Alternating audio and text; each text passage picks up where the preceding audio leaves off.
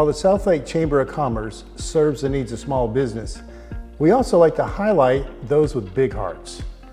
Today, I'd like to introduce you to one of those big hearts, our September Member of the Month, Dr. April Willis with April Willis Consulting. Congratulations, April. And if you would, tell us about what exactly is a nonprofit. Thank you so much, Mark. It is an honor to be the September Member of the Month, and I also appreciate that question. So when we talk about what defines a nonprofit, I think we want to start big picture. Structurally, the government defines our nonprofits. Those 501c3s that we've heard about, that's a nonprofit designation, but it's not the only nonprofit designation.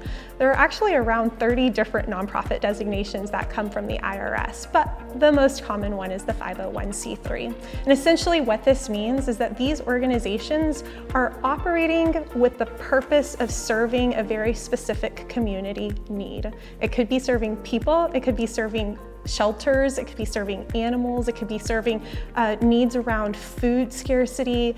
The list can go on and on as to what a nonprofit could actually serve. But in doing so, they're actually saying we're going to be good stewards of the public's money. If you donate money to us, we assure you it's going to go to the place that we're telling you. And as a result of that, they have different tax rules. And also, as donors, when we support nonprofits, we know that we get tax deductions for that as well. And so there's a financial component of being a nonprofit that's worth looking into, but there is also this responsibility to the public to know that you are doing what you've committed to both the government and to the community you serve to be good stewards of the funds that you're using.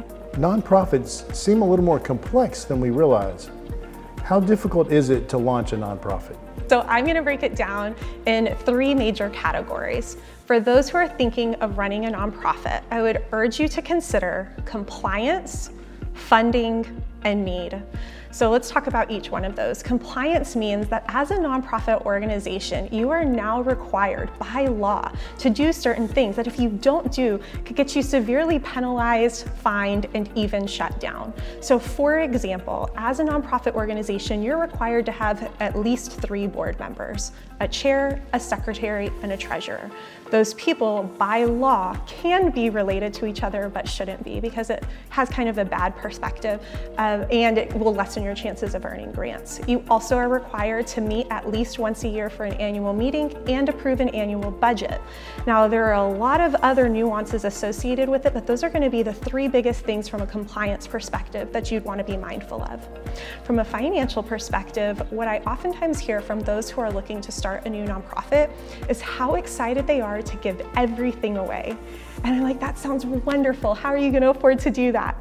And they're like, well, grants, of course. And it doesn't work that easily, unfortunately. So instead, we like to talk about multiple streams of revenue, but really being deliberate about where you intend on your funding to come from. It will not just pour into you because you're a nonprofit. We've heard the stats. There are so many other nonprofits, 1.8 million nonprofits around this country, all vying for the same dollars. So you cannot solely rely on grants. The third thing to think about is need. Again, in a very saturated market, rather than starting your own nonprofit, I would encourage you to find a nonprofit that already exists and do what you can to support them with your time, talents, and treasures. If you are to start a new one, you are now almost cannibalizing the current community because they are now forced, instead of continuing to give to the one service that was already doing what they were doing, now you're taking from them, they're splitting their funds, people are pouring into you, or you might not get any support because you're so new and an organization has already been established doing what it is that you're doing. So research your need before you start a nonprofit. So tell me some of the ways you add value to the nonprofit industry.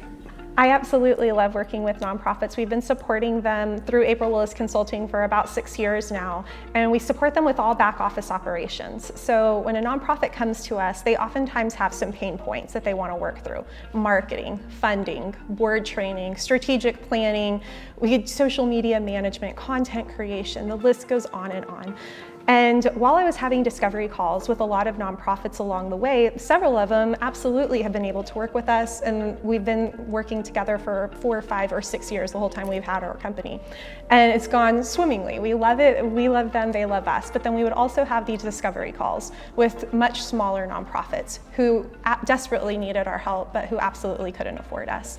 And we decided that there was a need there that we needed to address. And as a result of that, we launched the National Nonprofit Collaborative this past January. This is an opportunity to provide nonprofit consulting services to organizations that can't afford it.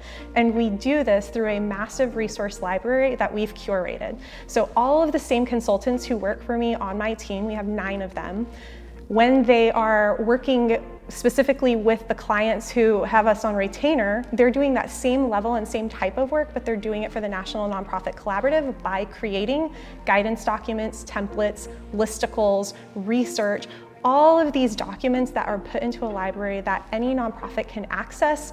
They can download it, make it their own. They can put their own branding, logos, colors, turn it right back around and immediately apply it. And they get to do all of that for less than Netflix, which was our goal, so that this wouldn't be cost prohibitive, but it would be accessible by any nonprofit, anywhere, anytime.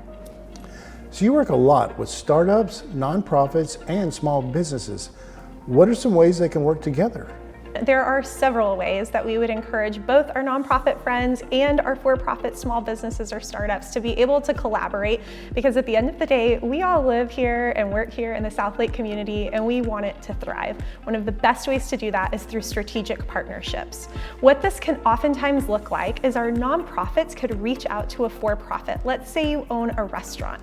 We've probably all seen those menus that say, every time we sell this guacamole, we donate $1 to this nonprofit. Did you know nonprofits, they have to reach out for that to happen? They would send a letter to a restaurant. So that's one way. For example, we could see a restaurant and a nonprofit working together. But there are so many other strategic partnerships that could happen. There are event sponsorships. There are media buys for those nonprofits that have a digital footprint, social media, website, newsletters. Did you know you can sell the opportunity for for-profit businesses to put their logo on your digital footprint materials? So that's another opportunity for you to earn revenue while the for-profit business continues to expand market and brand awareness. There are several other options that we could continue going through, and I'd love to talk with any of my for-profit friends or my nonprofit friends and give them a lot more ideas on how they could continue to build these strategic partnerships. So I've noticed you've been wearing a lot of hats during this interview. Tell me about that. I'm so glad you noticed, Mark. Well, I did want to wear a few different hats throughout this interview as a nod to all of our nonprofit leaders out there. They are all wearing multiple hats in the roles that they have. There is a lot of work that goes on behind the scenes in order to serve the community in such impactful ways. And I wanted to let those nonprofit leaders know that we see you, we see the good work that you're doing, and you are making a difference. It's an honor to serve alongside you, and I hope that after today's luncheon, you feel even more empowered to go out there and make a bigger difference in your community.